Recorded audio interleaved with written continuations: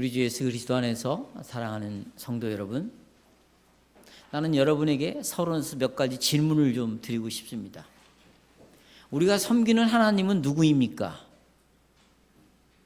여러분이 섬기는 하나님 누구시에요? 여러분이 믿고 있는 하나님은 어떤 분입니까? 여러분은 하나님을 사람들과 대화를 하든지 아니면 개인적으로 신앙 고백을 하든지 하나님을 어떤 분이라고 묘사하죠? 혹시 나를 위해서 내가 필요하다고 하면 나를 위하여 모든 것을 다 준비를 해놓고 했다 여기 있다 라고 말씀하시는 우리 육신의 아버지 같은 그런 분입니까? 물론 나쁜 아버지도 있죠. 이렇게 좋은 아버지의 모습입니까? 아니면 내가 하나님을 생각할 때 하나님은 참 냉정하시다, 나와 거리를 두신다, 그리고 나는 이 하나님이 어떤 분인가 예측할 수가 없다, 이런 분으로 여러분이 생각하십니까? 계속 질문을 드립니다. 또 하나님은 여러분들에게 약속하신 대로 선하신 분이기 때문에 늘 항상 모든 것을 합력하여 선을 주시고 또 우리가 마지막 축복의 선포를 할 때 하나님께서 내게 복을 주시고 너를 지키시기를 원하고, 여호와께서는 그 얼굴을 네게 비추사 은혜 베푸시기를 원하고, 여호와께서는 그 얼굴을 내게로 향하여서 평강을 주신다고 약속하신 것처럼 정말 하나님께서는 여러분에게 진짜 복을 주십니까? 이것이 복이라고 여러분 체험적으로 경험하십니까? 정말 하나님의 얼굴이 여러분을 비추심으로 은혜를 경험하십니까? 평강을 누리고 있습니까? 혹시 요즘 내 삶은 너무 엉터리야, 이런 나에게 하나님이 어떻게 은혜를 주시겠어? 내가 어떻게 하나님께 나가서 기도하며 복을 달라고, 평강을 달라고, 은혜를 달라고, 나를 보호하고 지켜달라고, 나에게 필요한 것들을 채워달라고 어떻게 뻔뻔스럽게 이야기할 수 있어? 나는 이 교회 나오는 것도 거북스러워, 힘들어. 성도들의 교제? 나는 가까이 하고 싶지 않아. 난 마음이 지금 불편해. 여러분 그러세요? 성도 여러분, 지금 여러분이 이렇게 생각하는 것들은 여러분의 경험에서 나오는 거죠. 여러분의 감정에서 나오는 거죠. 이런 하나님을 끼어라라고 여러분이 짐작하는 거죠. 이것은 정말 위험한 생각입니다. 왜냐하면, 왜 위험하냐면 이것은 내가 만든 우상을 섬기는 일과 똑같아요. 여러분의 짐작에서, 여러분의 생각에서, 여러분의 경험에서 하나님이 이럴 거야 라고 생각하는 것은 내가 만들어 놓은 우상을 섬기는 일이 되기 때문입니다. 우리는 하나님을 어떤 분이라고 생각해야 됩니까? 하나님을 어떤 분이라고 묘사해야 됩니까? 오직 하나님 말씀 속에서 나는 이런 하나님이다 라고 알려주신 대로, 성경이 계시하신 대로 그대로 그분을 생각해야 돼요. 그대로 그분을 묵상해야 돼요. 그대로 고백해야 돼요. 바로 현재 내가 경험하고 있는 것과 성경에서 말씀하시는 하나님이 달라도, 성경에서 말하는 하나님과 내가 생각하는 하나님, 내가 감정 속에서 일어나는 하나님, 내 경험과 달라도 믿음을 절대 포기해서는 안 되는 것이에요. 믿음으로 경험을 끌고 가야 되겠죠? 짐작을 끌고 가야 되겠죠? 바로 이런 모습이 오늘 룻기 2장 룻에게서 나타나고 있어요. 아시다시피 저는 지금 계속 룻기를 설교하고 있는데, 이 룻은 남편을 잃었잖아요. 자기 시아버지도 잃었습니다. 그리고 너무나 가난한 시어머니 나오미와 함께 나는 베들레헴으로 가서 어머니 하나님이 내 하나님이고 어머니의 백성이 내 백성이고 어머니는 나의 어머니입니다. 그리고 이런 결단을 내리고 베들레헴으로 돌아왔습니다. 그리고 맹세를 했어요. 근데 여러분, 이렇게 맹세했다고, 내가 이런 하나님을 믿는다고 하나님은 나를 위하여 자리를 딱 마련하고 기다리실까요? 내가 기도를 했다고 내가 원하는 뜻대로 모든 것이 다 정리되어져서 내 마음을 흡족하게 하고 불안을 없애버리고 근심을 없애는 이런 일들을 준비해놓고 기다리고 있냐 그 말이에요. 아까 말씀드린 대로 정말 하나님께서 룻의 얼굴을 향하여 비추시고 은혜를 베풀어 주시냐 그 말이에요. 과연 전능하신 분의 날개 아래서 룻이 안식을 누릴 수 있겠냐 그 말입니다.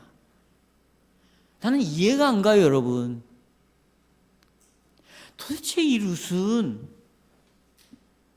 무엇이 그토록 룻의 마음을 움직여서 아무런 보장이 없는 미지의 세계로, 아무런 약속이 없는, 내가 버틸 만한 언덕이라는 것은 존재하지 않는, 어떻게 하나님 백성들 틈 사이로 들어가서 이곳에 살겠다고 돌아오냐는 거예요. 여러분과 저도 마찬가지잖아요. 여러분 어떤 마음 먹고 이 교회 안에 오신 거예요? 저는 어떤 마음 먹고 이 교회 청빙을 받아들였을까요?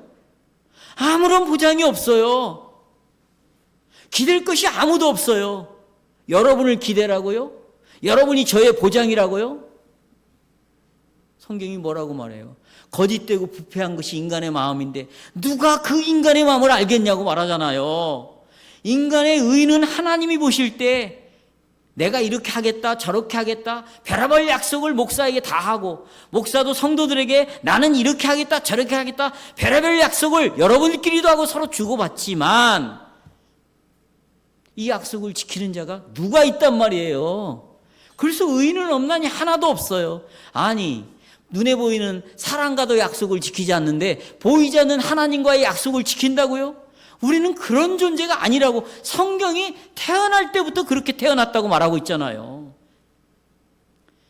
여기서 벗어날 길은 중생밖에 없어요. 거듭나야만이 신앙 고백에서 분명히 말하고 있죠. 도대체 무슨 마음 먹고 이 교회로 들어왔냐는 거예요, 룻이. 저는 오늘 설교의 주제를 이렇게 정했습니다. 여호와의 날개 아래 피난처. 하나님의 날개 품이 나의 피난처다. 내가 살 수 있는 집이 여기다 라고 이렇게 구하는 자들에게는 반드시 하나님께서 호의 은총을 주신다. 제가 왜 여기 은혜를 주신다 이렇게 쓰지 않고 호의 은총이라는 말을 썼는가는 이제 설교 본론에 들어가서 말씀을 드리겠습니다. 이 주제를 가지고 두 가지를 말씀드린대요. 첫째, 하나님의 호의와 은총을 룻이 구했어요. 성도 여러분, 우리가 아까 룻기 긴 2장을 아주 긴 2장의 말씀을 읽었는데 여기서 계속해서 반복되는 단어가 나오죠. 제가 성경을 읽을 때는 반드시 꽃밭을 그리라고 말씀을 드렸어요. 꽃밭 뭐죠? 사람이 나오면 동그라미, 사람의 얼굴 동그라미, 시간, 때가 나오면 세모, 시옷에 세모, 공간이 나오면 공간은 네모나니까 네모, 그리고 중요한 단어는 뭘 쳐라? 밑줄을 쳐라고 그랬어요. 그런데 오늘 2장에서 계속 반복해서 나오는 단어가 있는데 밑줄 칠 단어가 바로 은혜라는 단어가 계속 나와요. 여러분이 은혜라는 단어는 히브리 말로 간단해요. 핸드폰 할 때 핸이 바로 은혜라고 단어를 은혜로 번역했어요. 근데 이 핸이라는 단어는 이런 뜻이에요. 야, 내가 누군가의 눈에 띄었으면 좋겠다. 누군가가 나 좀 발견했으면 좋겠다. 그래서 누군가가 나에게 친절을 베풀어 주었으면 좋겠다. 이게 바로 핸이라는 단어예요. 그러니까 실은 신약에서 나오는 은혜라는 단어와 직접적으로 이게 이 단어다 이렇게 말할 수는 없는 거예요. 근데 번역을 은혜라고 지금 말을 했는데요. 보세요. 룻은 이방 여자잖아요. 여러분, 이방인이에요. 이방인. 그런데 아는 사람도 없어요. 자기를 반겨줄 사람도 아무도 없어요. 그래서 룻은 누가 나를 좀 불쌍히 봐줬으면 좋겠다. 나를 보고 나에게 친절을 베풀어 줬으면 좋겠다. 이런 생각을 가진 거예요. 여러분들이 아무도 모르는 그런 나라에 갔습니다. 아는 사람이 한 사람도 없는 그런 도시에 갔어요. 근데 어떤 사람이 여러분에게 안녕하세요, 잘 오셨습니다, 그리고 여러분이 인사를 해주고 여러분을 도와준다고 말을 한다면 그처럼 여러분 정말 위로가 되는, 안심이 되는 그런 경우가 또 어디 있겠어요. 룻이 바로 그런 상황에 있었습니다. 그래서 이런 룻이 그런 자기의 심정을 룻기 2장 2절에서 표현하고 있는데 2장 2절 보십시오. 자기 시어머니에게 이렇게 말합니다. 시어머니, 나로 밭에 가게 하소서. 내가 누구에게, 그러니까 보리밭 밀밭에 가게 해주십시오. 내가 누구에게 은혜를 입으면, 혜를 입으면, 누가 나를 보고 친절을 베풀어 주면, 누가 나를 불쌍히 여겨주면, 나를 따뜻하게 맞이해 주면 내가 그를 따라서 이삭을 주겠습니다. 그랬습니다. 그리고 그 다음에 나오는 내용이 이 보아스의 종들이 룻에게 혜를 베풀어요. 호의를 베풉니다. 호의를. 그리고 보아스도 룻에게 호의를 베풀어요. 그래서 10절 보십시오. 10절 이렇게 말합니다. 10절 나는 이방 여인이거늘 당신이 어찌하여 내게 은혜를 베푸시며 나를 돌보시나이까? 당신이 뭔데 나에게 친절을 베풀어 주십니까? 나를 이렇게 불쌍히 여겨 주십니까? 그리고 13절에서 룻은 보아스에게 또 이렇게 말해요. 내 주여, 내가 당신께 은혜 입기를 원하면, 또 나오죠, 은혜. 나는 당신의 하녀 중에 하나와도 같지 못하오나 당신이 이 하녀를 위로하시고 마음을 기쁘게 하는 말씀을 하셨나이다.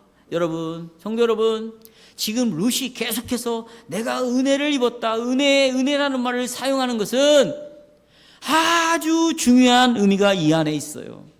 왜 룻기의 저자가 같은 단어를 반복해서 쓸까요?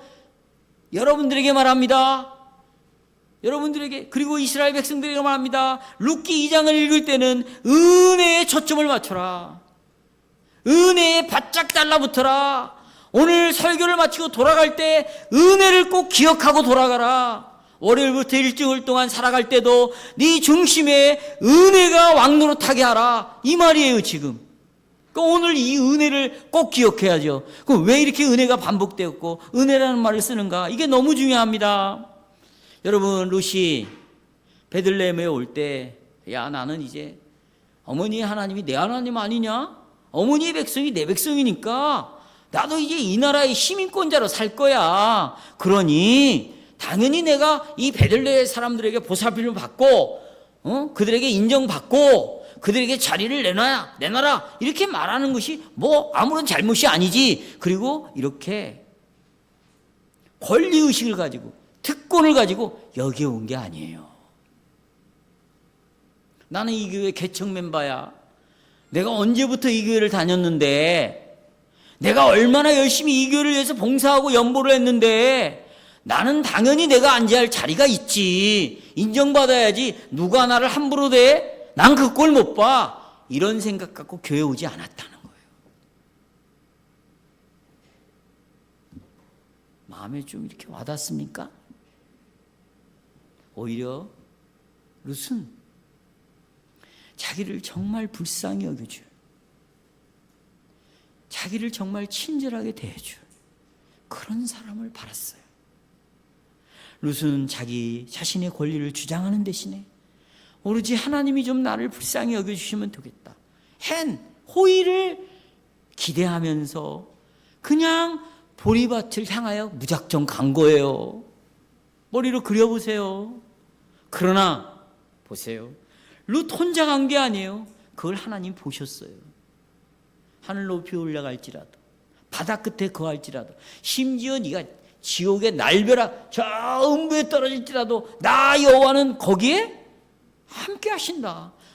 여호와께서 룻을 보셨어요. 그리고는 보십시오, 하나님께서는 이 자기 백성들의 마음을 움직여서 룻에게 친절, 호의, 은혜를 베풀도록 역사를 하셨어요. 비록 룻이 하나님과 연합하기를 원하고 이 백성들과 함께 지내기를 원했지만, 그렇다고 룻은 자기 자신이 이방 여자라는 것을 잊어본 적이 없어요. 내가 믿음으로 말미암아 그리스도의 죽음과 연합하고 죽음의 부활과 예수님의 부활과 연합하여서 내가 이제 새 사람이 되었고, 그래서 내가 하나님 앞에 의로운 자가 되었고 거룩한 자가 되었고, 외인이 아니요 이방인이 아니요 내가 여러분과 내가 하나님의 권속이요 가족이 되었다 할지라도 우리는 내가 과거에 어떤 자였던가를 잊어서는 절대로 안 되는 거예요. 과거를 잊으면 현재 은혜를 알고 있어도 교만으로 갈 수밖에 없는 거예요. 내가 과거에 어떤 자였습니까? 마귀 자식에서 태어났잖아요. 너희 아비는 마귀라고 예수님 말씀하셨잖아요. 우리는 본질상 진노의 자녀였잖아요. 우리는 늘 악에 기울어졌잖아요. 하나님을 대적했어요. 하나님을 반역했어요. 생각하고 말하는 것은 전부 하나님의 계명을 어기는 쪽에서 모든 걸 말하고 선택하고 계획을 했잖아요. 그렇죠? 이걸 잊어서는 안 된다는 거예요. 이 룻은 자신이 이방인이구나. 그래서 여러분, 자신이 이방인 것을 룻기를 쭉 읽다 보면, 아니 그냥 저는 룻이옵니다, 저는 룻입니다, 룻이에요, 룻이라니까요, 이렇게 말하면 되지. 왜 꼭 자기를 모압 여인 룻, 여러분 룻기 1장 22절에 보면 나는 모압 여인 룻입니다. 룻기 2장 2절에 보면 또 나옵니다. 모압 여인 룻입니다. 2장 6절에서도 나는 모압 여인 룻입니다. 계속, 심지어는요 2장 10절에 가보면 나는 이방 여자인데 어찌하여 저에게 이런 은혜를 베푸십니까? 보아스에게 그러잖아요. 성도 여러분, 룻은 나는 이제 하나님의 교회에 가입을 해서 나는 이들과 한 몸을 이루겠다, 이런 결심을 하고 베들레헴에 왔어요. 내가 이 교회에 들어와서 나는 이들과 함께 연합해서 믿음으로 한 몸을 이루고 한 주를 섬기고 한 성령 안에서 주님이 두신 이 언약의 복을 누리면 나는 살아야 되겠다. 그리고 다 이 안에 들어왔습니다. 그러나 룻의 마음속에서 계속 씨름하고 있는 것이 있었어요. 그게 뭐냐? 나는 모압 여인인데 어떻게 거룩하신 하나님이, 그리고 이 하나님의 백성들이 나를 정말 기쁘게 받아줄까? 내가 이 교회 안에서 하나님의 눈으로부터 오시는 얼굴을 비춰서 은혜 베푸시는 것을, 평강 주시는 것을 내가 발견할 수 있을까? 여러분, 이렇게 씨름하는 것이 신앙의 과정인 거예요. 우리는 지금도 이것을 가지고 있어야 돼요. 그래야 겸손할 수 있는 것이에요. 아, 그래야 내가 은혜로만 살 수 있구나. 하나님이 함께 해주셔야만 내가 위로를 받을 수 있구나. 이 교회에서 연수가 좀 찼다고, 익숙해졌다고, 내가 신앙 고백을 좀 자연스럽게 이해할 수 없고 고백할 수 있다고, 여러분 교만하면 안 되겠죠. 문제는 보세요. 신앙이 어리면 문제가 생기는 거예요. 만약에 왕을 세웠는데 아주 어린 왕을 세웠습니다. 요즘 왕과 사는 남자 한번 보세요. 저도 봤거든요. 재밌어요. 볼만해요. 그런데 여러분, 왕이 너무 어렸어요. 너무 어리면 백성을 지킬 수가 없어요.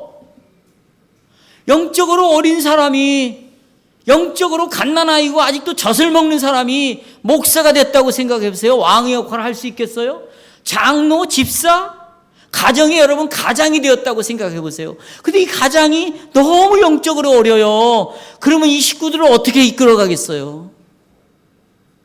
어떻게 되죠? 정말 비참한 자리로 이끌어가는 거예요. 그러나 영적으로 성숙해 있잖아요. 그러면 이 사람들이 이끌어가는 것은 백성을 위하여 이끌어가는 거죠. 철저하게 아내를 주님을 대하듯이 대할 수 있지 않겠어요? 자기 자녀를 한 형제로 대하지 않겠어요? 그렇잖아요? 룻은 자기가 이런 결심을 하고 돌아왔지만 내가 이스라엘 백성들이 받는 복을 받을 수 있을까? 이들에게 하나님이 말씀을 통하여 약속한 그 약속이 내 약속이 될 수 있을까? 씨름할 수밖에 없었어요. 우리 같으면 당연하지, 은혜 받아야지, 당연히 그렇게 돼야지. 여러분, 당연하다고요? 결코 쉬운 일이 아니었습니다. 만약에 룻이 은혜를 입는다, 그것은 전적인 하나님의 은혜 아니고서는 설명이 안 돼요. 왜냐? 모압 여자인 룻은, 잘 들어보세요, 그냥 이방인 여자가 아니에요. 이것은, 이 여자는 모압 사람인데 이스라엘의 원수 중에 원수 나라의 여자예요. 아주, 이 모압은 바라보지도 말았어야 돼요. 왜 그렇게 되었을까요? 여러분, 이스라엘이 하나님의 능력을 힘입어서 여호와의 전쟁을 치르고 왔잖아요. 광야에서. 앞에 있는 나라들을 여호와께서 장군이 되어갖고 싹 쓸어버립니다. 이 소문이 모압 나라 왕에게 들린 거예요. 자기 나라도 완전히 멸망할 것 같아요. 어떡하지? 어떻게 우리나라는 살아남지? 그래서 예언자를 부릅니다. 지금으로 말하면 목사를 불러요. 근데 이 목사가 뭐냐? 무당 입은 목사야. 아니, 양복 입은, 이게 거짓 목사가 딱 오는 거예요. 선지자가 와가지고, 야, 우리가 살아야 되겠는데 내가 너 달라는 대로 돈을 다 줄게. 그 돈도 줬어. 막. 어떻게 하면 살지? 두 가지입니다. 이 거짓 선지자가 이렇게 이야기를 해줍니다. 왕이시, 하나님은 두 가지 죄를 지으면 진멸시켜버립니다. 하나는 간음해집니다. 또 하나는 우상숭배입니다. 그러니 모압 여인을 총동원해서 이스라엘 백성들의 남자를 유혹하여 간음의 죄를 지게 하십시오. 그리고 곧바로 우상을 섬기도록 하십시오. 그래서요, 유혹해서 이스라엘 백성들이 간음의 죄를 짓고 우상을 섬깁니다. 그래서 이스라엘 백성들이 24,000명이 죽습니다. 24,000명이 죽습니다. 이때부터 하나님께서는 이스라엘 백성들에게 모압 사람들과 철저하게 거리를 두라고 엄명하십니다. 이런 역사적인 배경 속에서 모압 여인 룻이 은혜를 받는다? 백성들에게 친절을 받는다? 백성들에게 이 안에 들어와서 자기 자리를 내놓으라고 말한다? 맞아 죽어요. 있을 수 없는 거예요. 그래서 신명기 23장 3절에서 이렇게 말합니다. 암몬 사람, 그 다음에 모압 사람은 여호와의 총회에 들어오지 못하리니 그들에게 속한 자는 10세대 동안이 아니라 영원히 여호와의 총회에 들어오지 못하리라. 너의 평생에 그들의 평안함과 형통함을 영원히 구하지 말아라. 그러니까 평화조약도 맺지 말고 너희들이 이스라엘 백성 안으로 이 사람들을 개미새끼 하나 들어오면 안 된다. 그런데 룻이 어머니 하나님이 내 하나님이고 어머니의 백성이 내 백성입니다. 나는 이제 이 교회 안으로 들어오겠습니다. 도대체 어떤 마음을 갖고 이렇게 결정을 내렸냐고. 룻이 생각하는 하나님이 도대체 어떤 분이라고 생각을 했기에, 룻은 하나님을 어떤 태도로 믿었기에 여호와가 나의 그늘이요 나의 날개요 유일한 피난처여니 나는 여호와 안으로 들어가겠습니다 라고 이런 말을 했을까? 아까 제가 서론할 때 하나님 멀리 계시고 냉정하시고 정말 하나님은 하나님 생각해도 그냥 냉랭하고 내 마음에 하나님 때문에 기쁨이 일어나지 않고 뭐 별 생각을 다 갖는 거죠. 근데 룻은 바로 이런 어떤 생각을 했길래 어떤 하나님을 믿었기에 이렇게 결정을 하고 돌아왔을까? 이 질문에 대한 룻의 이런 마음에 대한 답을 찾기 위해서는 우리가 성경으로 돌아와야 돼요. 들어보십시오. 여러분, 이스라엘 백성들은 이방인을 무조건 미워하도록 하나님이 하시지 않았어요. 이방인들에게도 나그네들에게도 그들을 특별히 대우하라고 율법에 기록을 해놨습니다. 아니, 하나님이 이스라엘 백성들이 잘나서 선택했나요? 잘난 것이 하나도 없는데 내가 너희를 선택했다고 말해요. 따라서 이스라엘은 하나님을 독점할 권리가 없어요. 하나님을 독점할 권리가 없어요. 하나님이 처음부터 가진 계획을 아브라함을 통해서 우리에게 알려주셨죠. 아브라함에게 이렇게 말했습니다. 아브라함아, 내가 너로 인하여 모든 민족이 복을 얻을 것이다. 모든 민족이 구원을 받을 것이다. 이렇게 약속을 했습니다. 그 말은 모든 민족이 다 선택받았으니까 모든 민족이 구원을 얻는다. 알미니안주의적인 이런 말이 아니고, 이제 이스라엘을 선택해서 이스라엘과 언약을 맺고 이스라엘을 구원시켰지만 이 언약이 이 모든 세상으로 다 언약을 맺을 것이다. 그리고 그 안에 선택받은 사람들을 구원할 것이다. 그러니까 하나님은 이방인들도 하나님의 선택 백성으로 구원시킬 것을 이미 계획하고 있었던 것이에요. 그렇다면 왜 모압 나라에만 이렇게 하나님이 엄격했을까? 아까 설명했죠. 모압 나라는 이 구별된 백성, 하나님의 소유된 백성, 거룩한 백성을 죄를 짓고 간음하게 만들고 우상을 섬기게 하는, 그래서 하나님으로부터 등을 돌리게 하는 엄청난 죄를 지었기 때문에 절대 모압 나라에는 호의를 베풀면 안 된다라고 분명히 말을 했습니다. 그런데도 불구하고 모압 여인 룻은 여호와의 은혜를 입었어요. 하나님의 날개 아래서 피난처가 되어 안식을 누릴 수 있게 되었어요. 이것이 어떻게 가능할까요? 여러분도 똑같죠? 어떻게 여러분들이 하나님의 은혜를 입을 수 있어요? 지금 이 상황에서, 지금 내 형편에서 어떻게 하나님의 사랑을 입을 수 있죠? 룻을 보세요. 룻은 더 이상 모압에 뿌리를 두지 않았어요. 저주받은 모압에 뿌리를 두지 않았어요. 하나님의 진노 아래에 있는 모압에 뿌리를 내리지 않았어요. 모압이라는 나라를 완전히 부정하고 모압에서 믿고 있는 신을 부정하고 어디로 들어왔냐면 베들레헴 하나님 백성 안으로 들어왔어요. 이게 회개예요. 자, 보세요. 여러분이 오늘 하이델베르크 교리문답 33주일에 보면 회개란 무엇인가 두 가지 요소가 있다. 첫째는 옛 본성이 죽는 것이고 둘째는 새 본성이 사는 것이다 그랬어요. 그럼 옛 본성이 죽는 거라는 걸 뭐죠? 옛 본성이 죽는 건 뭐예요? 지금 룻이 자신의 고향 모압을 뿌리를 완전히 부정하는 것, 그러니까 죄로부터 이건 돌아서는 거예요. 그리고 베들레헴으로 돌아오는 것, 이것이 새 생명으로 살아가는 거고 새 본성으로 살아가는 거예요. 옛 본성이 죽는 것은 죄로부터 돌아서는 것이에요. 새로운 새 생명으로 살아가는 것, 새 본성으로 살아가는 것, 이건 하나님께로 돌아가는 것이에요. 이 두 가지가 회개예요. 그런데 보십시오. 룻은 자기의 부모, 고향, 자기가 믿고 있는 신, 이걸 삭제해버렸어요.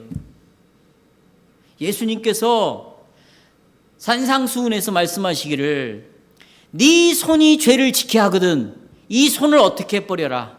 잘라버리라 그랬어요. 네 눈이 너로 하여금, 네 손이 너로 하여금 유혹을 해서 죄를 지게 하고 계명을 불순종하게 하고 계명을 거스르게 하고 하나님을 섬기는데 방해가 된다면 손을 끊어버리는 것처럼 그렇게 심각한 결단을 내려라 그거예요. 네 부모가 주일에 교회를 가지 말고 놀러 가자 말하거든 부모를 따르지 말라는 거예요. 부모를. 내 친구가 나를 유혹해서 주님과 멀어지게 만든다면 술자리를 열어놓고 술을 마시게 하고 노래방을 가게 해서 내 영혼을 혼란스럽게 한다면 친구를 잘라내라는 것이에요. 룻은 손을 잘랐어요. 눈을 뺐어요. 여러분, 제가 너무나 강한 목사라 이런 말을 합니까? 성도 여러분, 우리는 죄를 미워해요. 죄도 슬퍼해요. 죄 때문에 괴로워. 여기에 스톱 멈추니까 다음 날에 또 같은 죄를 짓고 살아가는 거예요. 뭐가 빠졌어요? 죄를 싸우는 과정이 없는 거예요. 성경이 뭐라고 말해요? 네 육신의 땅에 있는 지체를 죽이라고 말하잖아요. 네 육체의 욕망, 네 육체가 지금 너로 하여금 이끌어가고 있는 것들은 바로 죄를 지게 하는 것인데, 근데 이걸 죽이래요. 여러분, 이 죽이라라는 단어는 어디에서 써요? 전쟁 때만 쓰는 거예요. 지금 우리는 전쟁을 치르고 있어요. 내가 적을 죽여야 되는 거예요. 적을 죽이지 않으면 적이 나를 죽이는 거예요. 이것은 낭만이 아니에요. 여러분이 구역예배 때 모여가지고 토론할 내용이 아니에요. 이건 실제 전쟁이에요. 여러분과 저를 하나님은 의롭다고 하셨어요.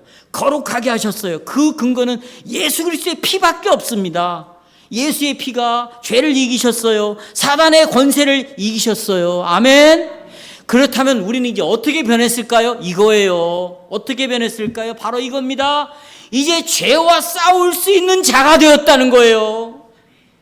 죄가 나를 유혹할 때 네가 나의 왕이 아니야 라고 말할 수 있는 자가 되었다는 거예요. 그런데 이런 과정이 없어요. 싸우는 모습이 안 보여요. 그리고 눈물만 흘려요. 그리고 내가 죄를 지었다고 말만 해요. 이건 다 사기치는 거예요, 여러분. 하나님 앞에 사기치는 거예요. 이건 불신자들이 하는 말이에요. 성경은 그렇게 말하지 않아요.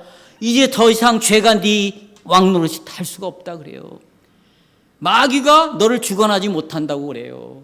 그렇다고 우리가 완전하게 산다는 말은 아닙니다. 사도 바울은 하나님 법대로 살고 싶지만 그렇게 살지 못한 자기 자신을 보고 얼마나 하나님 앞에서 자기 마음을 칩니까? 나중에는 죄인 중에 괴수라고 말해요. 우리가 새 사람이 되었다고, 중생했다고, 예수와 함께 죽고 새로운 사람으로 이제 새 본성으로 산다고 완전하게 산다는 것은 아닙니다. 그러나 이제는 죄와 싸울 수 있는 사람이 되었다는 것이에요. 왜 싸우지 않고, 왜 죄의 말을 듣고, 왜 내 육신의 지체를 죽게 하는데도 불구하고 이 원수인 내 육신을 따라 살아가냔 말이에요. 여러분, 우리가 바깥에서 오는 공격은요, 그래도 싸워나갑니다.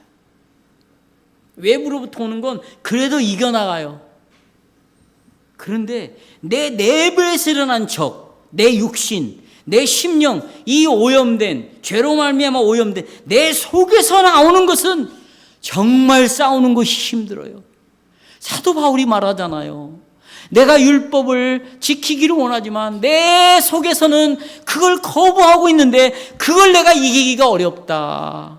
그래서 뭐가 필요해요? 복음이 필요한 거예요. 그리스도가 하신 일이 필요한 거예요. 그걸 실제로 전쟁터에 들고 나가야 되잖아요.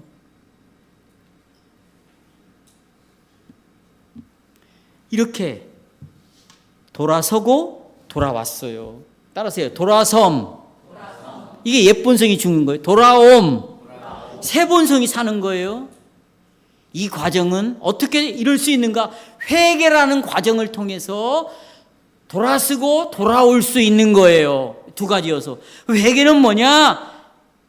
과정이에요. 전쟁입니다. 전쟁.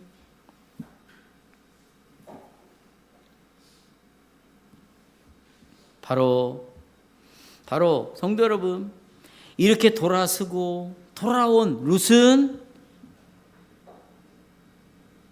하나님께 인자를 구하고 호의를 구할 수 있었어요.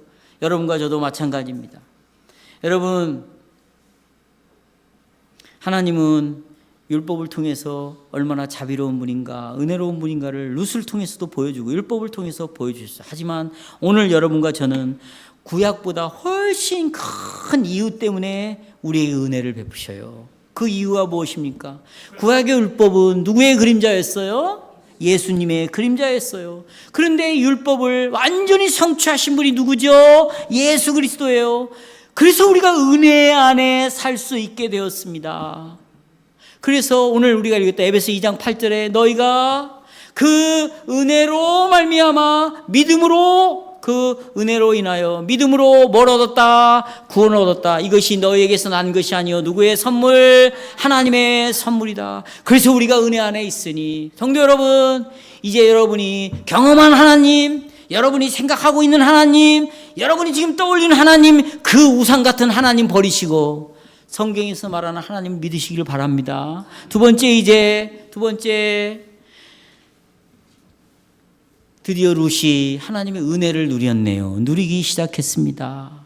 자, 성도 여러분, 룻이 보아스의 밭에 이제 딱 왔어요. 그러니까 여러분, 막 사람들이 있지만 해치고 들어간 거예요. 고개 쳐 밀고 막 들어간 거예요. 누가 뭐 초청을 해서 왔나? 너 여기서 주워라 그래? 아니다, 들어왔어요. 가서 보니까 사람들이 이 보리 이삭을 줍는데 그게 쉬운 게 아니에요. 그 이삭 하나하나를 주워야 되고 떨어진 그 보리 알맹이들을 다 주워 담아야 되니까 얼마나 힘들겠어요. 그러나 이렇게 들어왔어요. 들어와야 하나님 역사할 수 있는 거예요. 내가 여러분 기도해야 믿음이 생기는 것이 아니죠. 말씀 봐야 믿음이 생기는 건 아니. 그러면 기도와 말씀이 조건이 되잖아요. 믿음은 성령께서 우리에게 주시는 선물이에요. 근데 이 선물을 주실 때 반드시 성령은 수단을 써요. 뭘? 기도를 쓰는 거예요. 말씀을 쓰는 거예요. 성도의 교제 안에 들어와야 되는 거죠. 말씀을 듣는 자리에 앉아 있어야 돼. 부지런히 보리를 주어야 돼요. 게으르고 나태한 자는요, 여러분 새해가 됐지만 작년하고 믿음이 똑같아. 똑같다는 것은 퇴보했다는 거예요. 내가 똑같다 그 말은 믿음이 밀려 나가고 있다는 거예요. 이유는 뭔지 아세요? 게으름이에요. 그래서 어느 신학자는 가장 죄를 일으키는 모든 죄의 원인, 그건 게으름이다. 게으른 자는 절대 목사가 되면 안 돼요. 직분자가 되면 안 돼요. 게으른 자는. 이불에서 핸드폰이나 잡고 노는 사람, 이건 절대 안 돼요, 여러분.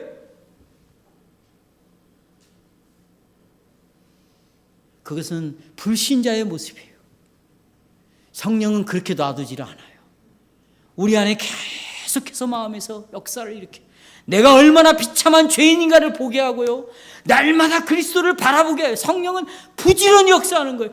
그리스도를 바라보면 그리스도에서 알고 싶어요. 말씀을 듣는 자리에 오고 성경을 펴고 이 말씀으로 자기를 치고 또 주님께서 주신 은혜로 또 돌아가고 또 돌아가고. 우리는 그런 교인이 한 명도 없지요? 없을 줄 믿습니다.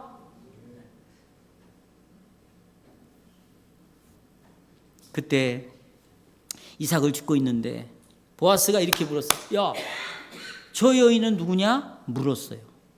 그런데 보아스는 그 여자가 누구인지를 알고 있었습니다.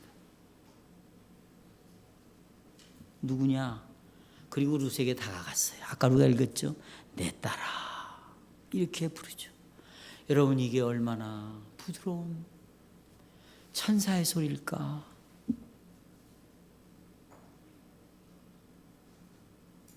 여러분, 고린도 13장에 사랑이 없으면 뭐라고 그러죠? 울리는 꽹과리라는 말은 소음이라 그 말이에요.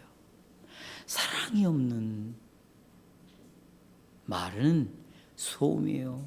그런데 보아스가 이 룻에 대한 것을 이름을 부를 때 하나님의 사랑을 가지고 그 은혜를 가지고 내 딸아 이렇게 불렀어요. 그러니까 그것이 얼마나 부드럽고 복된 은혜로운 말일까요? 그러면서 두 가지 친절을 베풀어요. 두 가지. 첫째는 너를 보호하고 안전하게 지켜줄게.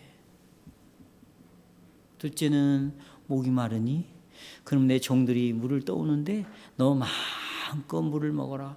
우리는 물 먹는 게 아무것도 아니죠. 이 나라는 이 베들레헴에는 그게 못 먹는 게 쉽지 않아요. 네? 아주 롯이 기대했던 것보다 훨씬 더 놀라운 호의를 베풀어 줬어요. 그래서 롯은 떨리는 마음으로 물었어요. 이렇게 물었습니다. 2장 10절에 저는 이방 여인입니다. 어찌하여 저에게 이런 은혜를 베풀어 주십니까? 그리고는 오늘 설교 본문에 2장 11, 12절에 제가 각색을 했어요. 이렇게 말합니다. 보세요. 아니다. 너 어찌 이방 여자인 나에게, 모압 여자인 나에게 은혜를 베푸냐고 네가 나한테 지금 그렇게 질문했냐? 아니다. 루사, 그대는 더 이상 이방인이 아니다. 그대가 시어머니에게 어떻게 했는가를 내가 다 알고 있다. 네가 고향과 모압의 신들을 어떻게 버리고 이곳까지 왔는지 내가 다 알고 있다. 그대가 피난처로 삼아 찾아온 이스라엘 하나님 여호와께서 그대의 믿음을 보고 이제는 보상을 내려주실 것이다. 이 말을 다 하는 거예요. 기가 막힌 설교죠. 얼마나 롯이 위로를 받았을까. 루사, 이제 여기가 네 고향이야. 이게 네 본향이야. 너 여기다가 뼈를 묻고 우리가 묻어줄게. 그리고 같이 천상으로 가는 거다. 바로 여기가 여호와의 날개야. 이게 신자의 어머니야. 교회가 너의 품이야. 여기서 안식을 누려. 이 말은 뭐예요? 더 이상 너는 저주는 끝났어. 너에게는 저주가 없어. 이제 하나님이 평강으로 함께 하실 거야. 이 말이에요. 은혜를 입었어요. 말씀을 맺겠습니다.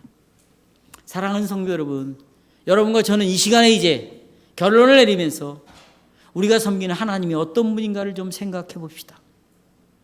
우리는 스스로 아무것도 없이 나 스스로 생각한다는 게 아닙니다. 룻기 2장을 통해서 하나님이 어떤 분인가를 생생하게 우리가 알려주셨습니다.